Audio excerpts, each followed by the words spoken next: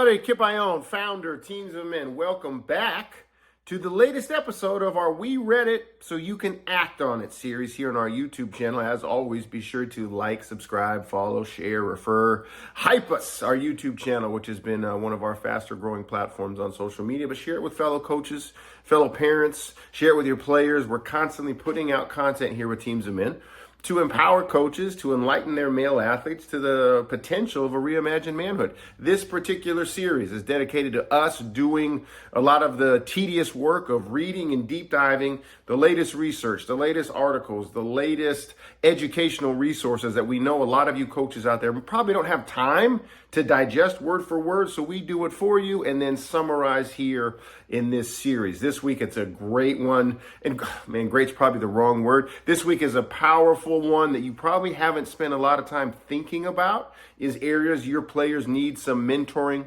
and some guidance from you, but we're dealing with the metaverse. We're dealing with virtual reality and gender violence crimes happening in those spaces. Men are committing harm in those spaces. And we're going to unpack the work of an author that she put out an article in the opinion space in The Guardian. And we're going to deep dive it and give you 4 takeaways that we think are actionable for coaches that want to embrace the Teams of Men framework via this article. So we read it so you can act on it from Teams of Men. All right, to begin with, the work we're citing and referencing and we read for you so you can get some takeaways for it to activate with your players is by Nancy J. Sales, and it was in The Guardian on Friday, January 5th of this year, and the title is "A Girl Was Allegedly Raped in the Metaverse. Is this the beginning of a new dark future?" And to summarize the article quickly before we go into our section where we take away specific quotes or specific takeaways and action points for you with your male athletes, is a 16-year-old girl was existing in the metaverse online. So her avatar was in the virtual reality and was brutally assaulted by a group of men with their avatars in a sexual violent nature.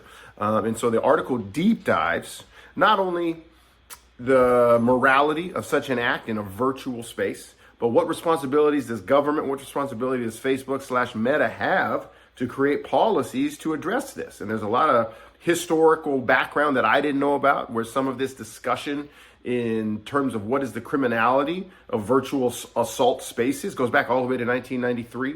There's a ton of stuff we're going to give you, Coach, that you can share with your guys in a discussion and prompting them to think about how are they showing up in these spaces that aren't technically real, but it's still their voice, it's their persona, it's them participating through a headset and the goggles. And the amount of hours they're actually in there, I think, leads us all to needing to have conversations and guidance for them for who they are in this metaverse, in these virtual reality spaces, is still who they are as a person. So let's dive into it with our first takeaway coming up. All right, takeaway number 1, Coach, here, and we'll cut away to it. We read it so you can act on it. The cheerful language with which tech companies describe their platforms is often in stark contrast to the dark possibilities lurking within them. And honestly, Coach, you can probably, if you have kids at home, just take 5 minutes and sit there with their headset on while they're playing Call of Duties, while they're playing Smash Bros, while they're playing Fortnite, and listen to what they hear. Now, if they're with their friends and you trust their friends and you think that, that conversation is okay, I understand, but what about when you're out of the room? Okay, the ways in which a lot of our young people and the men on your team are showing up into these spaces is not values-aligned behavior.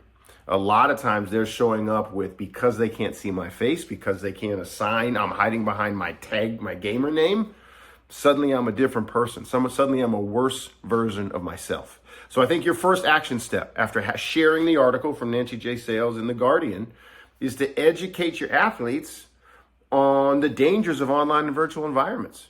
Okay? Figure out what is the digital literacy that my guys are carrying into these spaces. What are some things that are possible to happen in those spaces that maybe you, the coach, aren't aware of, that your guys will tell you, the things they hear, the things that are discussed, the connection points that may be made in a bad way on these virtual spaces.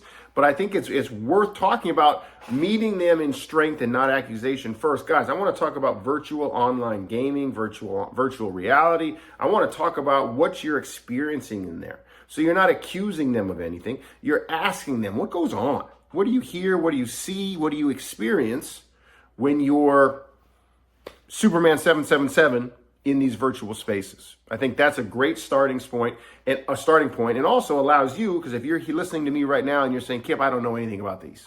Perfect. Show up ignorant. Stand in your help me and have the guys tell you what these spaces are like that they're experiencing first, and then move on to our next section for how you can activate and grow them to be better people in these spaces. Coach, next one from the We Read It So You Can Act On It series. Second takeaway to activate with your players is talk to them specifically, and we'll cut away here, to the immersive quality of the metaverse experience. Makes it all the more difficult for a child or a teenager or your young athletes to distinguish between what's real and what is make-believe. Ask your guys, start with a survey.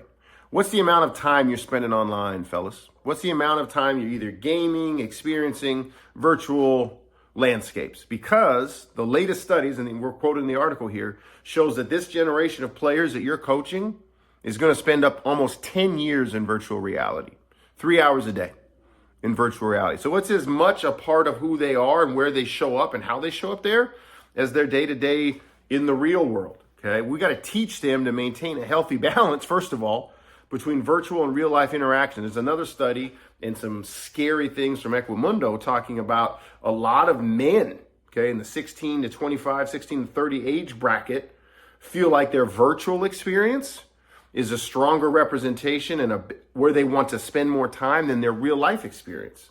So if they're showing up in these virtual spaces more often, like more excited to be in those virtual spaces, we still got to educate them to values-aligned behavior in these spaces. We've got to talk about the balancing virtual and real-life interactions and recognize that even though we're in a, quote, fake space, our words, our actions in there can still cause harm to the people experiencing them on the other side of the set, on the other side of the screen, on the other side of the goggles. So this article that we're talking about, we're literally discussing groups of men and their avatars committing gender violence against a young woman in these digital spaces, is exactly the discussion you need to start. How long are we on here, fellas? How are you showing up on here, fellas? And what is happening? Now, I'm not saying it's you guys, but what would you do in this scenario? How would you react to a scenario where in these virtual playgrounds, you see men causing harm? And that leads us right into our next takeaway, Coach. If gone unchecked, sex crimes in the developing world of the metaverse against both children and adults are going to become more common. If we keep allowing folks to say it's fake, it's not real, it's going to give license to more of these unwanted, horrible actions, even in the metaverse.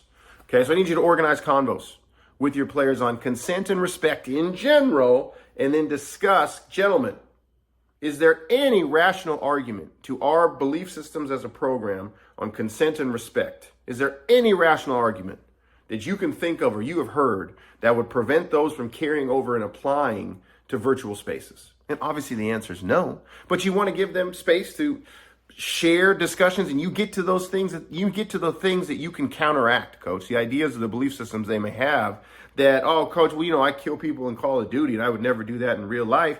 The difference being in Call of Duty, you buy the game expecting to experience a warfare simulation. Okay, some of these other metaverses you do not purchase or you do not participate in, co-signing with part of the game is gender violence, sexual, physical assault. That's not the existence in these other realms. Okay, highlight the importance of boundaries everywhere. Okay, and if we respect boundaries in the physical verse, we need to respect boundaries in the social and virtual space. That goes for our words too. We don't get to hide behind the microphone and spew out homophobic, racist, disgusting words because we're behind our gamer tag.